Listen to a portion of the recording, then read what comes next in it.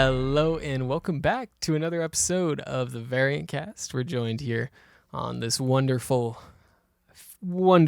February day. I'm here with the man that has never found a Lord of the Rings rave that he didn't go to.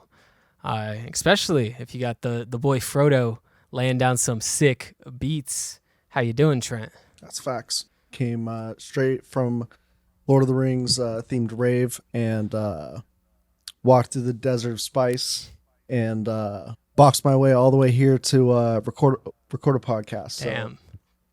Dang, yep. You hit all three right there. Yep. Right there. There's no confusion on what this episode's about. If you clicked on the video, no clickbait. We're going to be talking about Dune and we're going to be talking about Creed. No other show's doing it. Nobody else. I know there's a huge market for people that is like, I like the Dune talk, but if only there was a bit more Creed. And then same thing for the Creed guys. They're like, I just need a little more Dune talk in my Creed episode. Exactly. We got you. Yes, so we're going to go ahead and start out with Creed. Not Creed. We're not starting out with Creed. Sorry. So similar. Dune, we're going to be starting out with. I watched Dune for the first time on Sunday, which is like a few days. Don't want to break the fourth wall here, but yeah, watched it a few days ago, and I've gotten to sleep on it for a couple days. Think about the themes and everything. Mm-hmm. Trent, you have already watched this movie. You watched it in theaters, I presume. It was a pandemic film, so I watched it. I watched it when it first came out. I have not seen it since then. I've only watched it the one time, but yeah, I watched it. I think as soon as it dropped on HBO Max. Nice. Okay, so just doing a quick Google of the runtime. Yeah, it's about a 2 hour and 40-minute film, which people like to say, oh, it's a 3-hour movie. Blah blah blah blah blah. 2 hours and 36 minutes is the runtime. That's a pretty normal runtime to come out in like 2023. Yeah. So I don't see the length of the film as a criticism unless you do say like, okay, this is the first book that is split in half and it's 5 hours for the first book, but I think that's fine. I don't think it felt like too incomplete of a movie. No. There was certainly a cliffhanger. There was certainly like a cliffhanger that leads into the second half of the book, but yeah, I think that like it does really well to like set the tone for the world going forward and like establishing like kind of like what the pace is going to be, and like I guess just establishing and fleshing out the world a little bit more so that people are ready to spend like, I think this next one's probably going to be 3 hours, and then the third one probably also going to eventually be 3 hours too. So, yeah. Nice. Yeah. It looks like they have released the runtime. It is about 10 minutes longer, coming in at 2 hours and 46 minutes. Okay. So pretty much the same. Seems like they had a 5-hour movie, and they, instead of Zack Snydering it, they made 2 films, which probably was obviously the vision all along. If Dune Part 2 does well, which it will, we'll probably get a Dune, whatever the second book is called. I don't know. I'm not up on my Dune. Dune Part 2. That's what it's called, Ty. Wait, the second book is called Dune Part 2? No. So the second book is called Dune Messiah. Oh, okay. Yeah. So it'll probably just be called like Messiah, a Dune story. That's my guess. Yeah, I think that. I think it's a little bit. I think it's like half the length of the original Dune book. So it'll probably. Yeah, it'll be about the same length of the first 2 movies. Nice. They got a nice little flow going. So yeah. Is there any more books? Do you know? I'm pretty sure there's like 5. There's pretty sure there's like 5 to 10 books. Okay. There's like the children of Dune. There's a bunch of them. Oh, I did a quick Google. There is 28 Dune books. 28 Dune books. Yeah. I'm gonna go out on a limb and say probably not gonna see all 28 of those made. But Oh who no, no, knows? You no. know? I think that they're saying since I'm pretty sure that there's a time gap in between book 3 or book 2 and book 3 of like 400 years or something. Oh, okay. So it's just basically a new story at that point. Yeah. Okay. And so like the story of like Paul Atreides, like Timothy Chalamet's character, like he's only gonna probably live through the 3 books. And from what I understand, he like the rundown, the TLDR is essentially he becomes like Space Hitler. I mean, that sounds fun. That gives me something to look forward to. I think they could obviously go in a bunch of different directions, so I don't think you guys are getting too spoiled here. No. Whatever it plays out, it's not going to be Space Hitler, although that would be fire if it was just literally Space Hitler. It's following pretty but- closely to the book, so we'll Okay. see. We'll see. So why don't you go ahead and tell us what you thought of it on your first viewing? You've had a few months to a year, a long time to sit on this. Oh yeah, I think this came out in 2021. So it's been sitting with it for about Couple 3 years. years. Yeah. Yeah, I really liked it when it came out. I thought that the cast was really great. The music and the I remember watching like a lot of behind the scenes of like just like how the sounds and stuff were like made in the movie and like how sound was used in it, and I found that all very fascinating. And I mean, Jason Momoa, he's probably one of his best roles. I loved him in this role. Oscar Isaac was also great. Josh Brolin, definitely just like would have seen it from the cast alone. I did start reading the book before it came out, and still trying to work my way through that one. But yeah, I thought that it was from the parts that I did read of the book, I did probably get about halfway through what the movie covered in the book. I'll probably go back and read it at some point, but it did a really good job of adapting the book and the way that like it describes like their costumes and their armor and stuff. That was all super like down to like the minute details of like what is described in the book. And I thought it was really well done. Yeah, I think that's probably the number one thing for me is just how good it looked. I'll be, proactive in saying this is not my type of movie. Mm-hmm. It is absolutely not my thing. The way the characters speak to each other, the way everything it's not typically my movie. Yeah. That being said, I did enjoy it. There was never a point where I was like, wow, this is a complete waste of time, because there's just so much to look at. Even if I'm like, I can't fully, get invested into the characters, regardless of what American state that they're named after.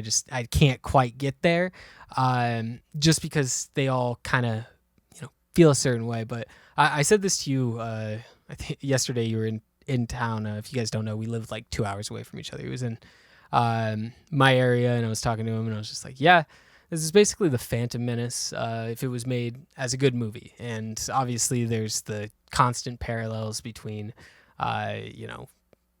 Star Wars and Dune, because, Star Wars kind of just swooped in there, Yeah. and made the movies first. So a lot of people think Star Wars first, but this was a Dune thing before anything.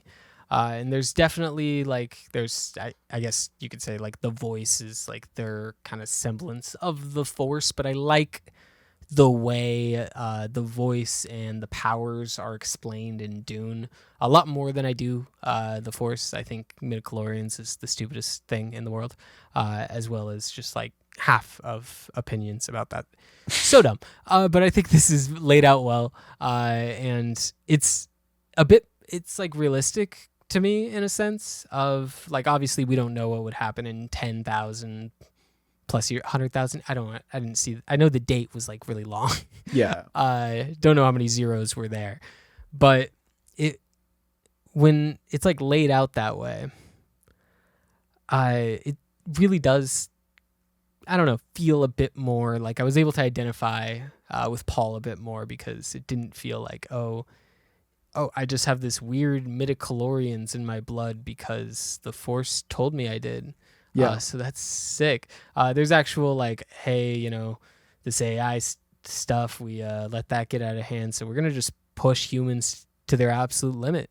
And I think the science behind it's a little goofy. I mean, the actions are a little goofy, but like, who am I to say? It's sci-fi, and I think it's a really solid sci-fi that's worth a watch if you're into sci-fi. If you're not into sci-fi, I think it's probably not super enjoyable, just because it relies so heavily on those sci-fi elements.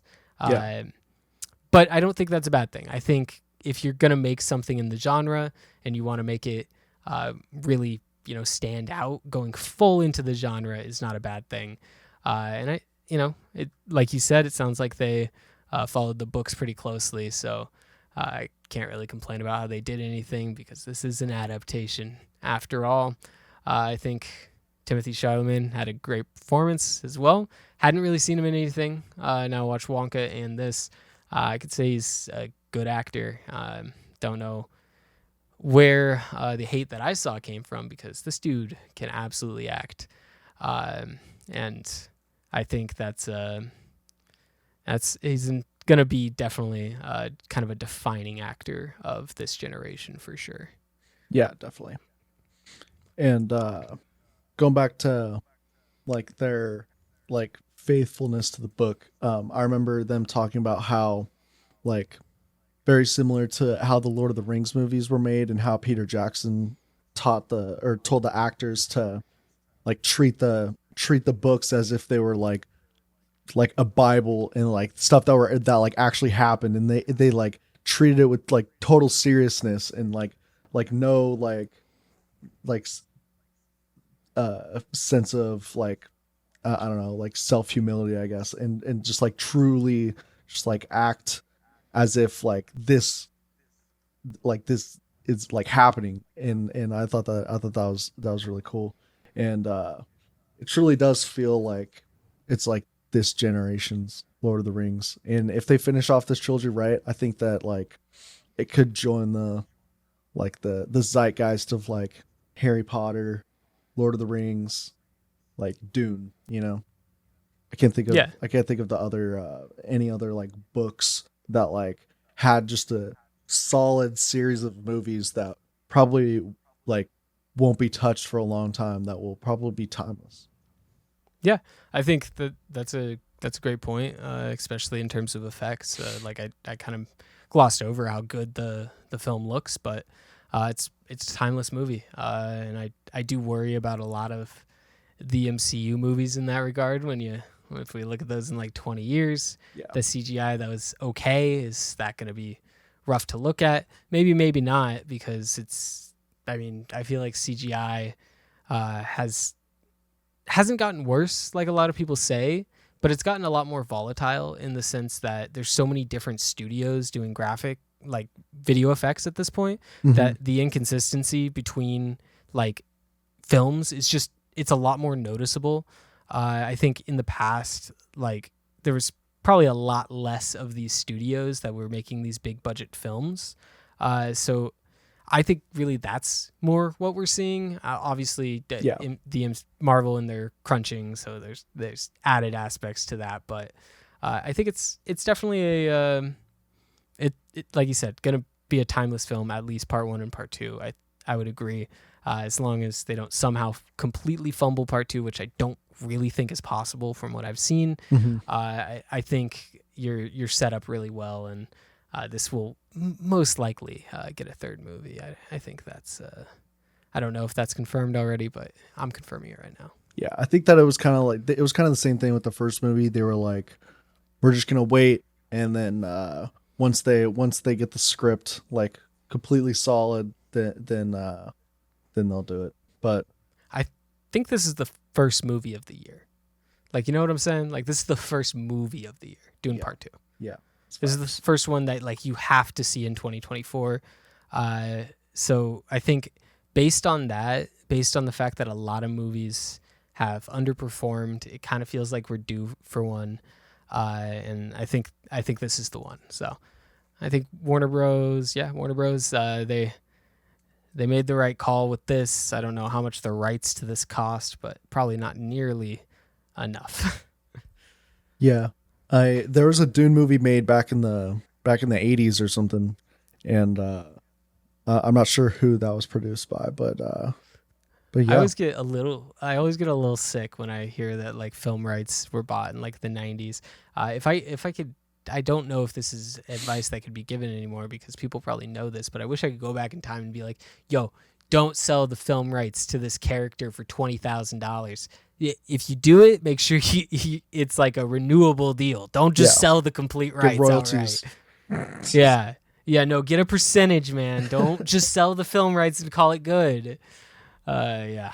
So that's Dune. We talked a bit about Dune Part 2 and kind of the expectations of that, but we'll be watching that.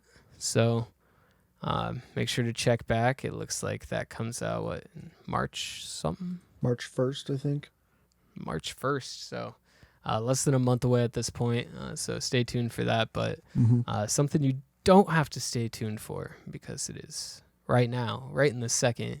It is a little Creed retrospective. So we do the no negotiation recommendation for these episodes going on.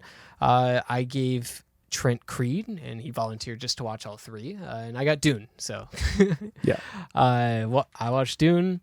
You watched all three Creed movies, and first off, before we go into that, have you seen any of the Rocky movies?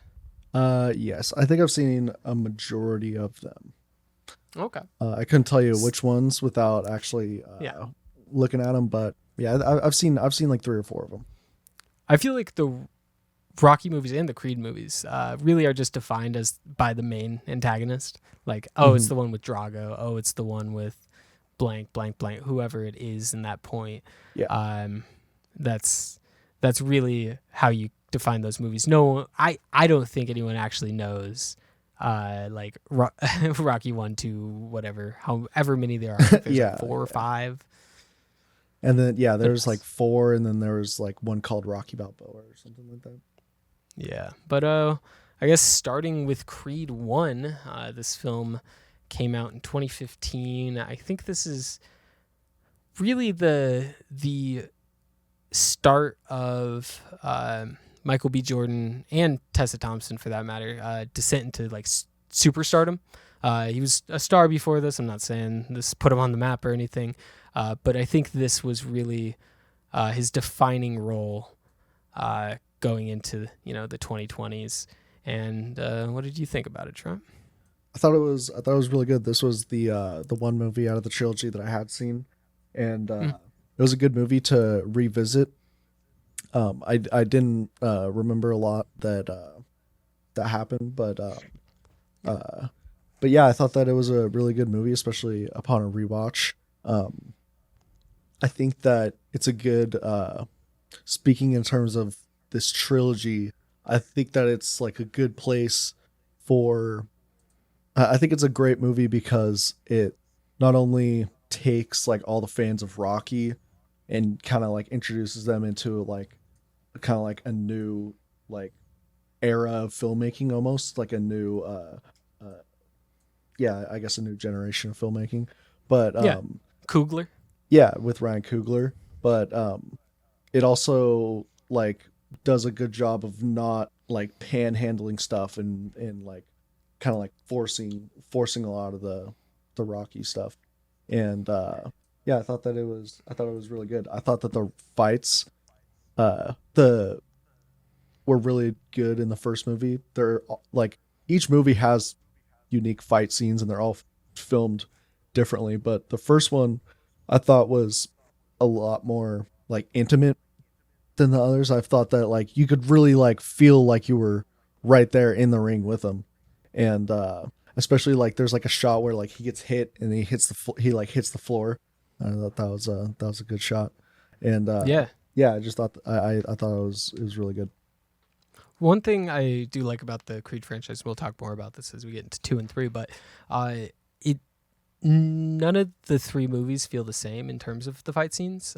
Seems like each one kind of has a more distinct style than the other, and I like that. Obviously, some people may think it gets silly or whatever, but I think Creed took what Rocky did and really elevated it in terms of the cinematography of the boxing. And then, Creed 2 did the same thing. Creed 3 did the same thing. And maybe they crank it too far. Who cares? I just like that it's different because you can only watch a couple people punch each other so many times when it's the same rule set. Obviously, like in action movies, you could do all this choreography, different flips, different trips, anything, whatever it is. You could do that stuff. But in boxing, there's a rule set. So how can you switch up these fights? How can you make them interesting? Pretty much every single Rocky movie is him getting his ass kicked for like 5 rounds, and then he turns it on at the end, and it's this big moment. So like, how do you keep doing that? Obviously, that builds suspense. That shows that he's a fighter. How do you do that over and over again? I thought the makeup in this movie definitely stands out. I think this is the one that has the eye. Yeah, One of the better looking like swollen eyes I've ever seen as a special effect. Really, really convincing. Like you're watching it, and there's not a lot of times you'll be watching a movie and like you're kind of cringing at it because it's just like, God, his eye, man. Don't do that. yeah, and they just let him just keep going. Like they should have checked him again after he was like already get up to go. They should have asked him if or to read off the numbers again, and he definitely wouldn't have been able to. I feel like. Yeah.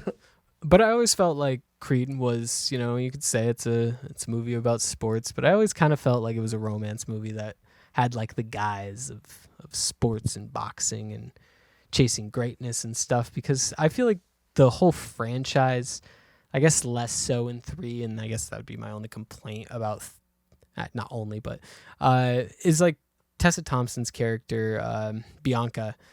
I think she's comes off pretty likable in this. And I don't know, even though they don't have like the best chemistry, it's a super believable relationship to me. And at least I'm like rooting for it. Like I'm not wanting it to fail. I'm like, I have some emotional investment in it, and then I get to watch some cool boxing scenes, and then I get out of there in about 2 hours, and I'm feeling good. I'm feeling motivated to go punch something. Yeah, seriously. So Creed 1 did about a 95% on Rotten Tomato, 82% on Metacritic, 7.6 on IMDb, and 87% of Google users liked it. So it's an interesting kind of spread there, but as you know, guys, Rotten Tomato score, not a rating. It's a thing. Source on that? Source? Creed 2. Let's go ahead and get into that one. What did you, real quick, rate Creed 1 out of 5 stars there? So, last night I rated it, but I think I'll bump it up to 4.5 stars. I really enjoyed that. Yeah. So I'm guessing you gave it a 4 originally. Yeah, I gave it a 4 originally. Yeah, that's fair. That's good. And if you guys are curious of any of our reviews, we do have our letterbox below here. So feel free to look at that if you want to critique the inconsistency in my movie views. Go for it. Mm-hmm. But Creed 2, it's more of the same. You get Dolph Lundgren coming back as Ivan Drago, and you get another like legacy storyline. While the first one was all about Apollo's son. This one's about Apollo v Drago, and there's some real heat here. And I think when you do these soft reboots, a lot of people, I think probably for the first one, were saying, why does this have to be in the Rocky universe? Why does he have to be Creed's son? Why can't you make it a new franchise? I think this movie really showed the advantages of having it in like this rocky universe, because I felt like there was a lot more like stakes to this fight, because Drago literally killed his dad. Yeah, Like, definitely. Yeah, and yeah, the casting of Drago's son, like that guy's huge. yeah, And like I feel like they did a great job also of like every time you're just like how's he gonna just like make it through this alive even. yeah, I was like, I know that I got one more movie after this, but like he literally looks like he's just like about to die. Jesus Christ. yeah, And no, so yeah, they do a really good job of doing this in the second movie. And it kind of does a Spider-Man 2 thing where he kind of like uh dips off using his quote unquote abilities, if I'm using Spider-Man terms, but yeah, he like quits boxing, and then he kind of like goes through some life stuff, and then eventually gets back into it. But yeah, I thought that it was a good, it still kind of, it felt like it was like a good sequel formulaic film, but I thought it worked with the formula really well, and that yeah, I thought that was really good. yeah, yeah. I think this is the film that's, I think, lowest rated critically, coming in at about a 82% on Rotten Tomato, and then 66 on Metacritic, 7.1 on IMDb. But 90% of Google users, they be piping up. I think the thing that brought it down for me was the weird like subplot of Drago's son, if you know what I'm talking about, of like Russia, but he's actually from Ukraine, but he got like annexed, or he was from Russia, got like annexed to Ukraine. It's very strange. Was that the whole kind of- subplot with his mother, or like his Yeah, mom or whatever? his mom was like, yeah, you aren't good enough. I don't know. Like they treat like the Russians like savages, right? They treat them like they don't care about anything other than winning. And it's like, fine, if you want to do that, fuck the Russians, I guess. But then the final fight takes place in Russia. And like, look, I understand it's 2016, 2017 in the film, something like that. 2018 in the film. In 2018, we're super forward. Look, a black man cannot go into Russia and get cheered. I'm sorry. That's just the reality of the situation. I don't care how good of a fight he puts on. It's Russia. They are not going to cheer the American guy winning. There's just not a shot. So I thought that was a little bit silly, especially if you're going to treat the Russians, all the Russians in the movie, like these cold-hearted, people, and then all of a sudden they're like, "Oh, what a great fight! I'm on board with this American thing." So, well, I think the setup with it being Drago's son is pretty genius. I say genius, but it really is kind of easy to do. But I think the execution was a little messy. They should have either given him an actual backstory fully fleshed out, or just axed it and make him this evil person, no sympathetic side. Because trying to half-ass a sympathetic side, I don't think it worked. Yeah, I guess that didn't even really come through for me when I was watching it. I was like kind of confused at the end when like the mom just got up and left. Like I thought that was what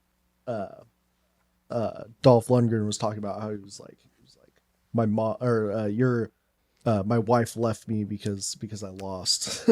Yeah. No, it's a very strange subplot. It is confusing. It's a confusing kind of thing. And I don't know if I got it 100% right. So if I'm wrong, correct me in the comments. But like, it's a very confusing bit of plot, and it feels like stuff was cut to maybe trim it down. This one came out at about 2 hours 10 minutes. Maybe it was looking to be okay. Okay. Audio. Anyways, this one came in at about 2 hours and 10 minutes. And I think what most likely happened is there's probably like 20 more minutes of movie, and like some producers were like, we can't release a 2.5 hour movie about boxing, so you're gonna have to trim this down. And the stuff that got trimmed was the Drago stuff, because it really feels like there's like 2 or 3 scenes missing. Yeah. Yeah, it definitely seems like the weakest out of the three of them. And I thought that if we want to go into the third one, I thought that the third one did a good job at reinventing the franchise and doing a spin on it that wasn't like, because the end of the movie was all about he became his own legacy and his own fighter, and how the next one just started out with him just instantly just like being like, you know, hot shit and running the gym and yeah. No, I agree. Did yours pause? Yeah, it did, but like I didn't talk, so we're good. We could stay in it, keep it moving. Having some technical difficulties as winter storm goes over. I say that I have no idea why. I have no idea. Charter Communications, get your crap together. But yeah, I heard the part where you said they reinvented as Trent freezes again, but this is like a 1.5 person podcast here. One of us takes a turn, has no idea what the other says. We come back, try to piece it together. Hopefully Trent said something about them kind of reinventing what this movie was, and you kind of had to break it down and bring it all back to kind of get an idea of what to do next, because I think Trent kind of hit it on the head when it came to Creed 2 is it kind of did feel like kind of pretty safe sequel. It's a good movie, but I think this one took a bit more risks, and I think those risks did pay off. Watching this movie does make you even sadder about the Jonathan Majors stuff, because he absolutely kills it in this role. But overall, what did you think of the action scenes? Because I think that's the most notable part about the movie for me. Yeah, I thought that the use of slow motion cameras was super cool. There was only a handful of shots where that was used, but yeah, the slow-mo shots were super cool. Just seeing like the up close jabs and stuff to what when they were hitting each other. And so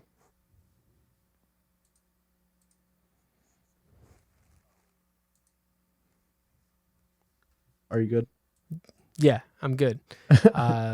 Hopefully we don't have too much audio. It's weird. It's like the entirety of Discord is freezing, not just like the audio. It's a very strange thing. I'm trying to like close things. I don't know. It's weird. Anyways, you were talking about the slow motion cameras and yeah, and how it would always go, or a handful of times it would go up close with the jabs, and it would show up in slow motion, and I thought that was a really cool use of that. Yeah, and then like I think it was Michael B. Jordan. He did have more input on this one, as you tend to do when you make it 3 films into a franchise. You can kind of start throwing your weight around. He directed this movie too. Yeah. Oh, I didn't even know that. Look at that. Coogler did do the story. Yeah. That's a heck of a directorial debut. It's a pretty big budget directorial debut. It was written by Coogler, so he had that help, but he was super into the like kind of anime side of things. He's a big anime guy, and I think you get kind of the Dragon Ball Z aspect. If you ever wanted to know what a live action Dragon Ball Z thing would be, I think Michael B. Jordan would be a pretty decent bet, because he gets it. He gets it, because those scenes when like the one where the crowd, the crowd's just not there, and they're just like fighting one-on-one, like that was cool. I was like, okay, that scene was super cool.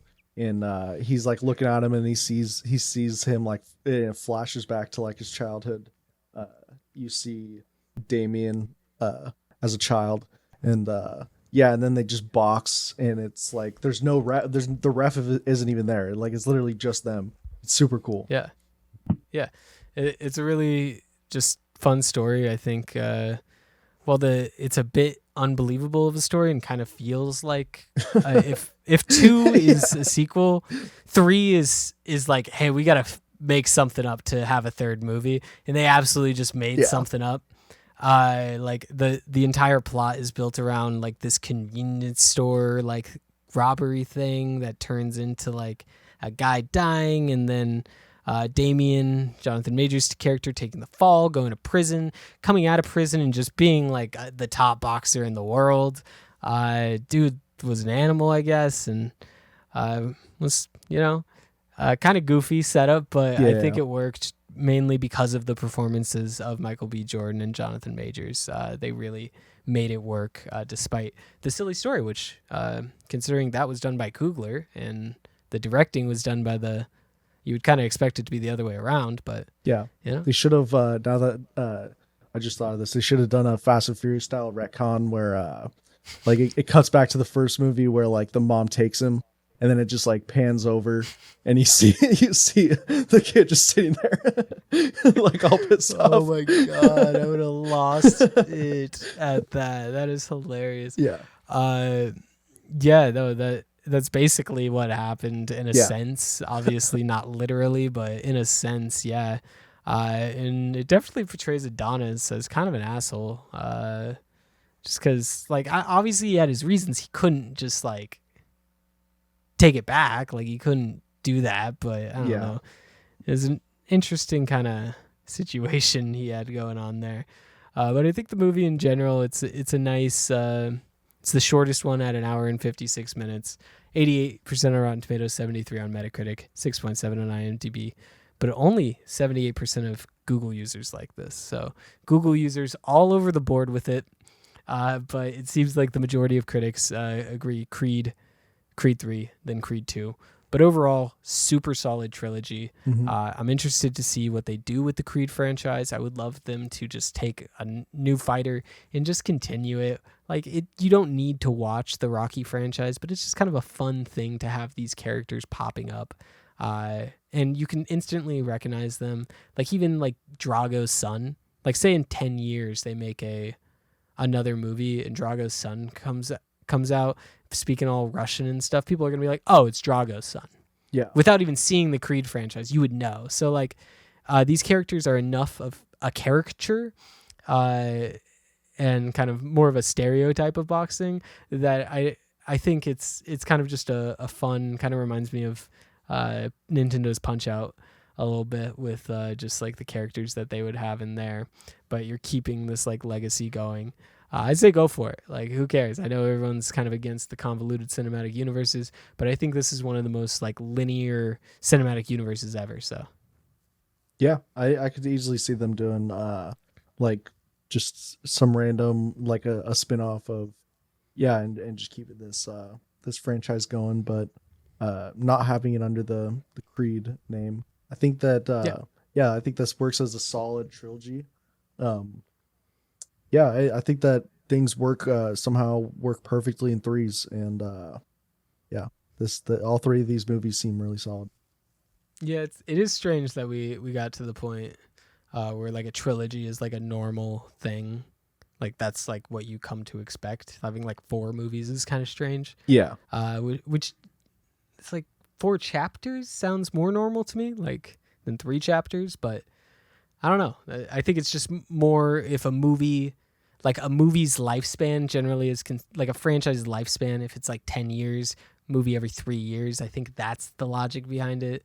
Yeah. Kind of boom, boom, boom, space them out if you're going to be releasing them like that. So maybe that's it. But yeah, the Creed franchise in general, I definitely recommend it. I think if you're a fan of sports movies in general, that's the best trilogy that has come out.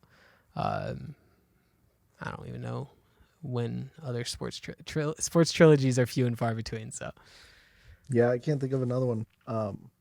Yeah, this is a solid one. I hope to see more just like movies that like more sports movies that are that like get more like intimate with the characters like it does. Yeah. No, I'd love to see watching this. I'd love to see like, Kugler or like Michael B. Jordan tackle a basketball like football movie, um, just because I think the way they did Creed hasn't really been done. I think most basketball football movies are pretty samey. They all kind of follow the same Coach Carter hustle kind of vibe. I don't know how to explain it. This one kind of got a bit sillier, and I like that, while also staying grounded and uh, the illusion of seriousness, while not taking itself too seriously. Yeah, definitely. So yeah, that is the Creed franchise as well as Dune. So those were our no negotiation recommendations for last week. We got a couple more for this week, as well as some results for the Rotter Tot, and we got to address some controversy with the Rotter Tot. But before we do that, we'll go ahead and get into the no negotiation recommendations. So, Trent, what do you got for me this week? So I'm gonna give you it's 2021 movie Bullet Train, starring Bullet Train. Brad Pitt, uh, David Bad Tyler Bunny. Henry, Bad Bunny. Yep, All right. Okay. directed by the Deadpool director. It's a fun like action, uh, like I guess it's a little bit of a kung fu movie, I guess. Um, Okay. yeah, it's a I believe it's like a short 2 hour movie. It's a fun time. You'll enjoy Yeah. it. Okay. It's one of those movies I've been trying to get myself to watch, but like, because I really only see like random like excerpts of whatever of action scenes, and I'm like, oh, what an interesting movie, and then kind of the discourse around it is pretty meh, but I'm always interested when the discourse around something like that is meh. Like, why? Let's find out, and I'll report back next week and let you know. Yeah. And for you, I gotta. We were just talking about the directorial debut. I got a directorial debut for you. Unless you count comedy specials, but Bo Burnham, he made a film called Eighth Grade, and it is 2018 film. It's got a 99% on Rotten Tomatoes, 7.4 on IMDb, and 87% on Metacritic. Really critically acclaimed film. It is a comedy horror film set in the 8th grade. So interesting kind of setup. There's a few scenes that made me feel kind of weird to watch, and I'm interested to see what your takes on it. All right. It's got a budget of about $2 million, so low budget. I guess that is low budget for today, but it's coming of age thing, and it's like a rated R movie starring 12-year-olds. So A24. fun times. A24, we got the shirt on. Let's go. And then we have to discuss some controversy, as I, for my Rotter Tot, picked a movie that doesn't exist, or it can't be confirmed or denied. When I was Googling it, I couldn't really find anything about it at the time, but I just kind of trusted the site that I was on. It was just one of those like movie releases sites, and here's all the movies coming out in February, and I picked the Chance the Rapper Sesame Street movie. And I've come to find out that it's not really listed anywhere, nor is it like a movie that exists. I really am confused by it.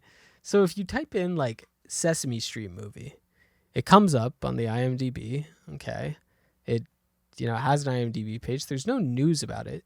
There's a ton of articles from like 2020 about Chance the Rapper being on the movie, but then no one has ever talked about it. Like, I understand there's not like a huge, like, I guess, following for the Sesame Street movie. There's probably not a lot of interview questions being asked about it, but it's just interesting because there was a lot of big names attached to it. that it just hasn't had any updates, and it to me seems like it's been canceled because this is back March 3rd, 2020. So we're coming right out of COVID, and they were like, "Oh, Chance the Rapper joins the cast of Sesame Street. It's a big deal. He's joining forces with Anne Hathaway in Sesame Street movie. Not a real movie. No one has spoken on it. No one cares. So I'm gonna have to pivot, pick a new movie that is hopefully real, and it's got to be a tot. It's got to be a good movie. So that's the other thing. Part of me wants to be a psychopath and pick Madam Web, but I'm not that crazy. So I need a movie that's coming out. I'll go with Parallel. It follows the journey of Vanessa, a grief-stricken woman who mysteriously finds herself navigating between parallel spaces. It's a drama sci-fi thriller. Okay. So, yeah, coming out February 23rd. Directed, I don't think this is an American movie. But who cares? All the same. Unless it doesn't get Rotten Tomato scores, in which case I will just take the L, but I'm putting all the eggs into the Parallel basket. Coming soon, releasing February 23rd. But something that is already out, actually I lied, but by the time we release this, it'll be out. But the reviews are out for Lisa Frankenstein, and we actually don't have a conclusion just yet, because the rules of this is it has to be not certified, but it like by the end of the month, right? And it's currently sitting at a 53%. So it could easily, with 53 reviews at 53%, it could easily get into that 60% realm, but it's currently looking like you have a W on your hands, Trent. Yeah. There's a few people who like the movie in the Rotten Tomatoes review section, but there's the majority of people actually 53%. Yeah, it's true, 53%. But yeah, I'm hoping that not that I wish anything bad upon Cole Sprouse, but or Zelda Williams. Yeah, or Zelda Williams, but this movie just did not look like it. It didn't, but 5.7 on IMDb, so generally the IMDb score is lower than the Rotten Tomatoes. So the fact that it is higher, maybe it's got some come-ups coming. It hasn't technically been released. It's got 2 days, but some critics have gotten their hands on it. Who knows? But what we do know is the news. I actually don't know the news. Trent knows the news. I just got the rumors and the leaks. So Trent, why don't you let us know what's been happening in the world of Hollywood or the internet or whatever we got. Yeah, so there hasn't been a lot of news since we only recorded just a few days ago, but now something big was Gina Carano. She got fired from The Mandalorian a couple years ago from for some derogatory comments that she made on social media, and she is now suing Disney because apparently she thinks that she was wrongfully terminated, and who's funding this other than Daily Mail? Elon Musk. Oh. Yeah. Because why not? I thought it for sure it'd be the Daily Mail. Yeah, so I mean, they're funding her movies, but whatever movie she's gonna make next. But Gina Carano has completely killed her career. Like, it's not just Disney. No one will touch her other than that's why she's doing movies with the Daily Mail. Like Yeah. no, like I I think don't know. that It's I think that um she's trying to make it to where like they can't make any more Mandalorian seasons or something because she was like just like cut out of the cast, even though maybe she had more in her contract. But from what I heard, like she was given several opportunities like to backtrack like her comments, or like even like was asked personally by Jon Favreau to apologize, and like she was just like, no, fuck you. yeah, yeah. Crazy concept, guys. Disney's a private company that can privately decide who to employ and not to employ, and she has a contract that she signed, and this is just a publicity stunt. But yeah, cool. Mandalorian and Grogu Yep. is going to be in 2026. Are you surprised by that? Thought it might be sooner, or kind of what you expected there? um I still think maybe we'll get a season 4 before that, so that doesn't Mm. totally surprise me. um give them a few years to develop the movie and come up with Get those something LED screens. come up with something that'll really be special to bring back Star Wars to the big screen, because I feel like it can't just be like a sequel to The Mandalorian where it's like Ahsoka, where it's like it felt like a season 5 of uh Rebels. Like I feel like it needs to be a movie, you know. It definitely feels like yeah, are you making the same Marvel's mistake where I won't say it's the reason the movie failed, but a lot of people were like, I didn't watch Miss Marvel. I don't know who Miss Marvel is. Yeah. And it's Disney Plus show. I don't the Marvels. I Yeah. know who Captain Marvel is. Who's the Marvels? I haven't seen any of this. So I do worry that this kind of does that same thing, where it's like the Mandalorian. Do I need to know? Do I need to watch all the Mandalorian to Yeah. understand this? How do you have like a $700 million grossing film? With that, is that a real concern, or is that just something maybe we as audiences perceive about the industry? But it currently feels Yeah. like a bad idea. Yeah. Right now, I'd say like 60% of the world has seen a picture of Baby Yoda at some point. Yeah, that's a good point. Yeah, and like as long as they don't make it feel like you have to watch The Mandalorian, I feel like people will be like, "Oh, this is the first Star Wars movie with the Baby Yoda," you know, and then Yeah, they'll go see it. yeah. Maybe just call it Star Wars: The Last Yoda. Yeah,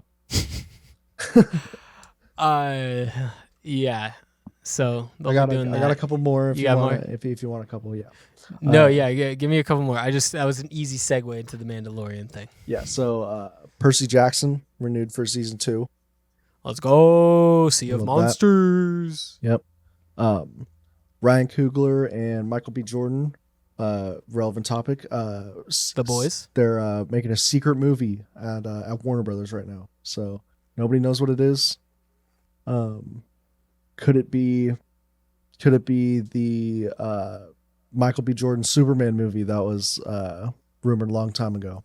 You know, I doubt that, because they're doing it already in development with the Superman movie. I also doubt that it would be Static Shock, but I will say Michael B. Jordan comes off as a guy that would absolutely love Static Shock, so I would not put it past it. Especially like with the Black Panther connections. If you're talking about like iconic black superheroes, Yeah. Static Shock really does take the cake for that. And I think it is time for a movie with him in it, and I think that would be the perfect duo to do that. However, I think it probably wouldn't be considered a secret movie. They would want to hype that thing up. So I think this Yeah. is probably a passion project of some sort.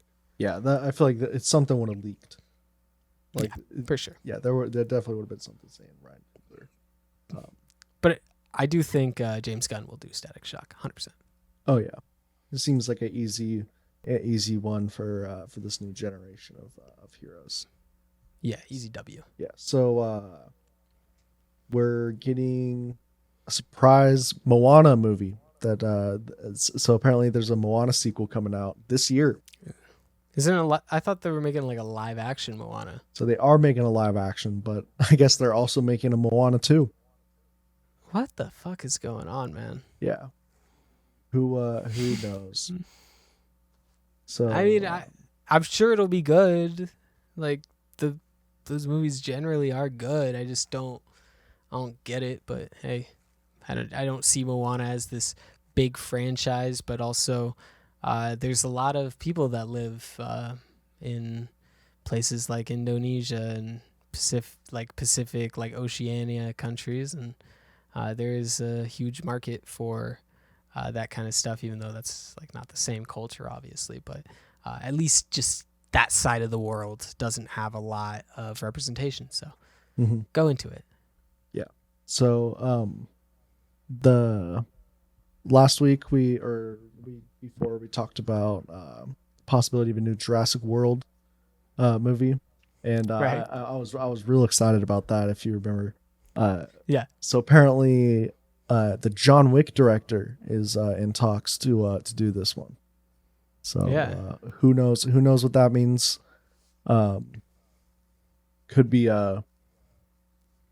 give me a movie point of view of a dinosaur, uh, and have it be John Wick style, but point of view of a dinosaur. That's what I want. Raptor gets his pack of raptors killed, Yeah, his boys, and he's just terrorizing the streets, killing humans. That would be sick, actually, from the dinosaur's perspective, killing the humans. yeah. That's what we got to do. 100%. Yeah. You see that on the biggest screen as possible. Yeah. And the dinosaurs, they talk with like the classic like peanut butter in the mouth trick, so the voice don't like line up 100%. It's just peanut butter in the mouth trick on a CGI creature. That's it. Pedro Pascal, he's a guy who's apparently gonna be Reed Richards, as we've already found out. But apparently they're getting the checkbooks, they're getting the locations, and they're gonna be filming soon. Feels like just another time to talk about Pedro as Mr. Fantastic, and I don't know if that news came out while this show existed, but not today. So Pedro Pascal, he's Mr. Fantastic. What were your like initial thoughts when this came out? I said that I think that was in one of our in-person episodes that we talked about this. Okay. Yeah. But I said that he would definitely wasn't my first choice, but I think we both agreed that he could do any role that's presented in front of him. Yeah. And I think that he'll do great with it, even though that it wasn't necessarily the first person I would have thought of when I was fan casting Reed Richards. Yeah, not at all. He doesn't generally play like uber intellectual characters. It's more of the everyman military type, or we've seen him do other stuff, and he's a super talented guy. And I probably said this exact same thing in the in-person episode, but the audio was worse. So he's gonna knock whatever role out of the park, and I think this sets the tone for the rest of the team, because it's he's gonna elevate whoever he's next to on screen. We saw it in Last of Us. He's gonna do it. He's fucking Pedro Pascal, and I think this is a better move than John Krasinski. I think Pedro's a much better actor than John Krasinski.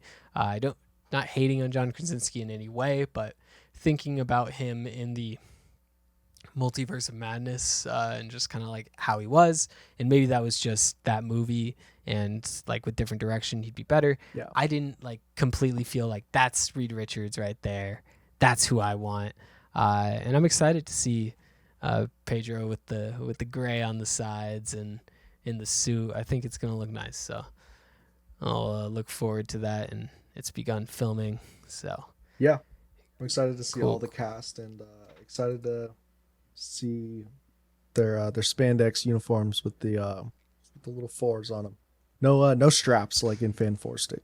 I saw a picture that I didn't even know that apparently they're so in Fan Four Stick, so their costumes they're just like black, but they have straps, but like the straps kind of form an F, and I'm just like Oh, that is the dumbest thing I've ever seen.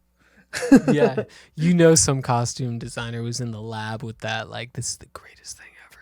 Oh yeah, he's like it's I'm so reading subtle. It's so subtle. People aren't gonna. It's I can already imagine the social media post just talking about how genius this is. R/movie details right there, front page. Let's go. Uh, but let's go with Josh Brolin. You hear this? Josh Brolin. He's hearing stuff through the grapevine. No. He's got his ear to the grapevine, Uh-huh. and he's saying he's been hearing some stuff about Thanos returning through the grapevine. Interesting. Who knows? Who knows if this is true? But the grapevine. Yeah. I'm getting this from a different grapevine. So my grapevine is telling me that Josh Brolin is hearing this through the grapevine. Who knows if either of these grapevines are correct? But I think we'll probably get this in Secret Wars. We'll get some Thanos, and he'll probably die again. Would be my guess. I think they'll want to have whoever the main villain of the Avengers thing probably kill Thanos, and it'll be like, whoa. Yeah. Or it'll be something where like Doom like spawns like spawns like a Thanos or something. I don't know, like somehow. Yeah. But yeah, they like pull him. They open another, like someone opens a portal. All the heroes run in. It's very end gamey, and then the villain opens another portal, and all the villains run in. It's even more end gamey. yeah. Oh God, that sounds awful, but I want to see it. So, who knows? I think that's really all I got. Most of these rumors are pretty much the same as your news, like Deadpool and John Wick director. Yeah.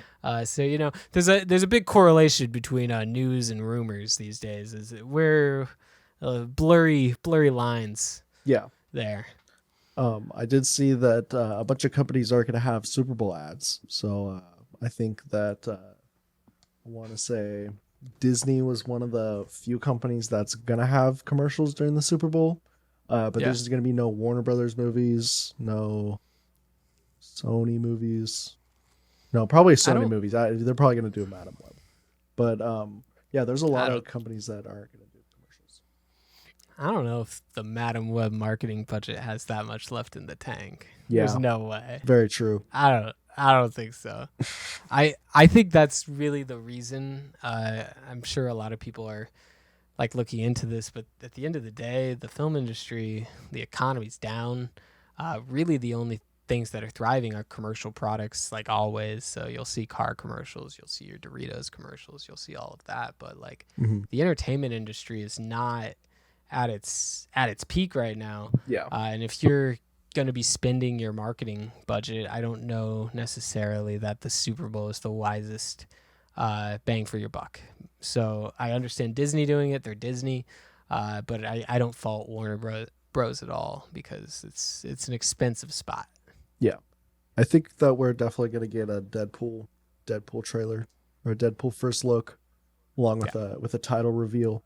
Kevin Feige went to it's like the Saturn Awards or something, and he was wearing a hat that had the Deadpool name on it, but nobody could read it. It was on the back. The picture wasn't high res enough for people to see what he was actually wearing.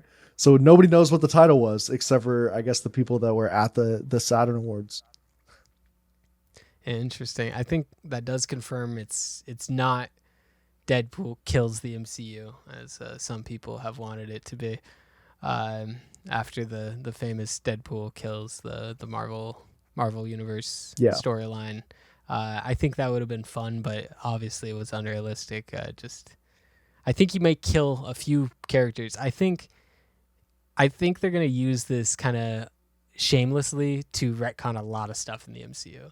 Yeah. So it's going to be completely shameless, and it may even come in another one of those after credit scenes where he's just like retconning a bunch of stuff out of there. But just going full on like, oh, we'll do this.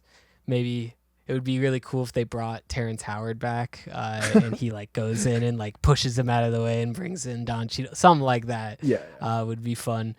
I could definitely see a lot of jokes at the MCU's expense, and I think they're game for that. Just wanting to be like, hey, look, we're cool, we get it, we understand, we're kind of lame. Yeah. Haha.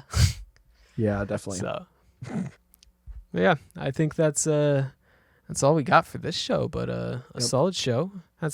Had our first, I won't say our first technical difficulties. We have a few technical difficulties, but there was a fun little 10 minutes in there where it was a 1.5 person podcast. So hope you enjoyed that. We'll see what it sounds like after Trent gets in the lab with that.